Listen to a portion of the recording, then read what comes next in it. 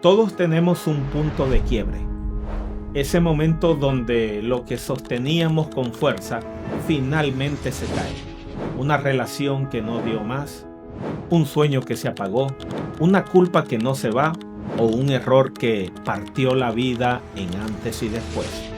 Y aunque uno trate de aparentar control, la verdad es que por dentro hay pedazos sueltos que nadie ve.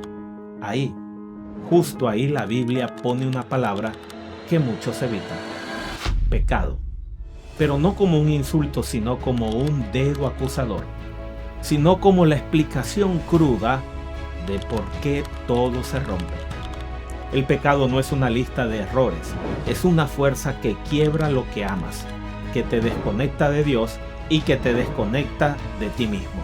Y entenderlo no trae culpa, trae claridad, porque no puedes sanar algo que no sabes dónde está roto. Bienvenidos a Esperanza Viva. Seguimos avanzando cada día y en cada semana en este recorrido que estamos haciendo. Y te felicito por eso. Pero no te quedes con esto tú solo. Compártelo con otros. Recuerda, la guía de estudio es gratuita y puedes descargarla y a la vez enviar tus preguntas bíblicas y enviar tus pedidos de oración en la dirección que aparece en pantalla o en la caja de comentarios. Comencemos con nuestra lección número 6 y exploremos ahora la Biblia para entender con claridad qué es el pecado, por qué la Escritura no lo presenta como una idea vaga, ni tan solamente como errores humanos, sino como una realidad profunda que afecta toda la vida. La Biblia define el pecado en primer lugar como una ruptura consciente con la voluntad de Dios. Juan lo dice sin rodeos: el pecado es infracción de la ley. Primera de Juan 3:4. En el Antiguo Testamento esta realidad se describe con palabras muy gráficas. Por ejemplo, peshá habla de una rebelión, de cruzar un límite sabiendo que se está desobedeciendo. Isaías 1:2. Otra palabra es abón, apunta hacia adentro, a una perversión interior o algo torcido en el corazón. Salmo 51:5. El Nuevo Testamento añade otra imagen clave: amartía, que significa errar al blanco, no solo hacer lo malo, sino desviarse del propósito para el cual fuimos creados. Romanos 3:23. ¿Y qué produce el pecado? La Biblia muestra sus efectos con mucha sobriedad. Primero, separación de Dios. No porque Dios se aleje, sino porque el pecado rompe esa relación. Isaías 59:2. Luego, muerte, no solo física, sino una existencia marcada por la ruptura y la pérdida de sentido. Romanos 6:23. Jesús añade otro efecto doloroso: la esclavitud. El pecado promete libertad, pero termina dominando al ser humano. Juan 8:34. Y sus consecuencias no se limitan a lo personal. Toda la creación ha sido afectada. Gime bajo el peso de esa distorsión. Romanos 8:22. Esto lleva a una pregunta inevitable: ¿por qué todos pecamos? La Biblia responde que el problema no es solo lo que hacemos, sino lo que somos desde la caída en el Edén. Pablo explica que el pecado entró a la experiencia humana y marcó a toda la humanidad. Romanos 5:12. No pecamos y luego nos volvemos pecadores. Pecamos porque existe en nosotros una inclinación hacia el mal. Salmo 51:5. Pero la Biblia no se detiene ahí. Siempre abre una puerta de esperanza. Cristo no vino solo a aliviar las consecuencias del pecado, sino a enfrentarlo en su raíz. Juan lo presenta así: el Cordero de Dios que quita el pecado del mundo. Juan 1:29. En Jesús hay perdón real, pero también algo más profundo: restauración y vida nueva. Si confesamos nuestros pecados, Él es fiel para perdonarlos. Primera de Juan 1:9. Y en Cristo somos hechos una nueva creación. Segunda de Corintios 5:17. Así que la Biblia no minimiza el pecado, pero tampoco deja al ser humano sin salida. Muestra la gravedad del problema y la grandeza de la solución. Llegamos ahora a la sección para reflexionar. Y como en las lecciones anteriores, esta parte es para detenerte y mirar por tu propia vida con honestidad. No se trata de responder lo que suena bien, sino de reconocer lo que es real. Te comparto una reflexión breve en cada punto para orientarte y luego tú haces tu reflexión personal. Número 1. ¿Cómo defines el pecado en tu vida diaria?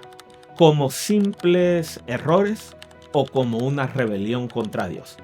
Muchas veces es fácil minimizarlo llamándolo fallas o errores normales, pero lo miramos a la luz de la Biblia y entendemos que va más allá de equivocaciones.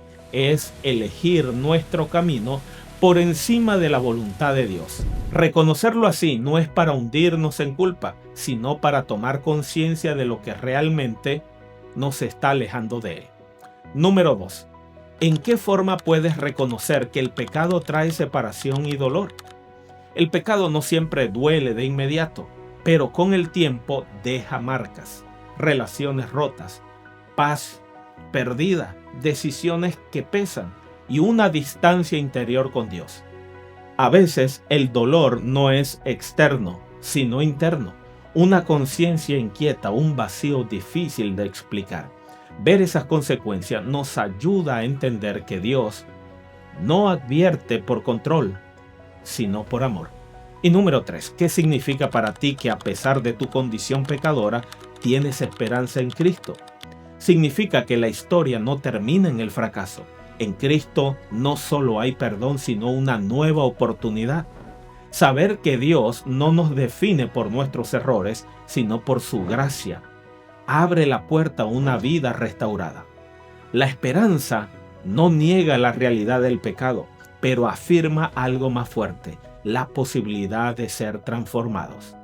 Piensa en alguien que lanza una flecha, apunta bien, hace el esfuerzo, pero la flecha no da en el blanco.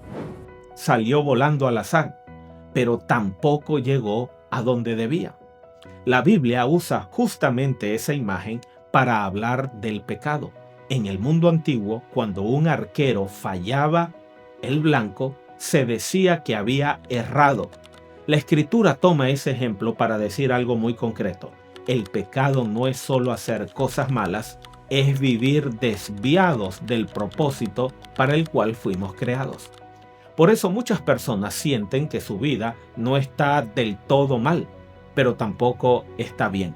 Trabajan, siguen adelante, cumplen y aún así hay un vacío, un desgaste, una culpa o una sensación de que algo no encaja.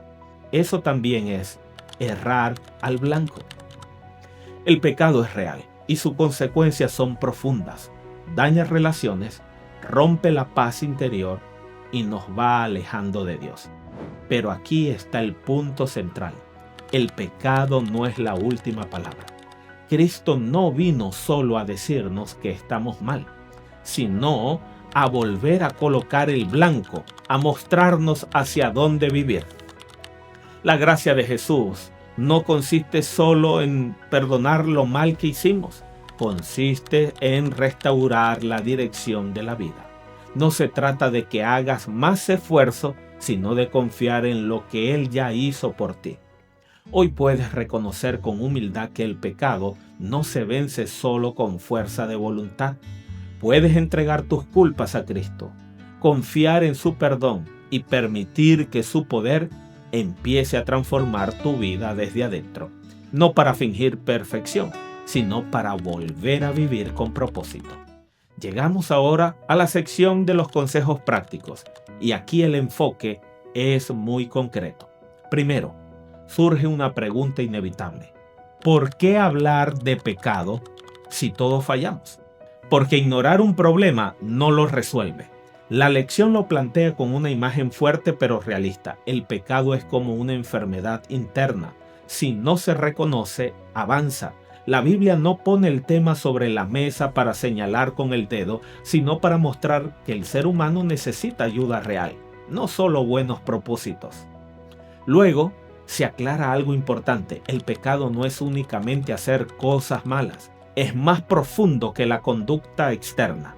Se puede parecer bueno y aún así vivir lejos de Dios.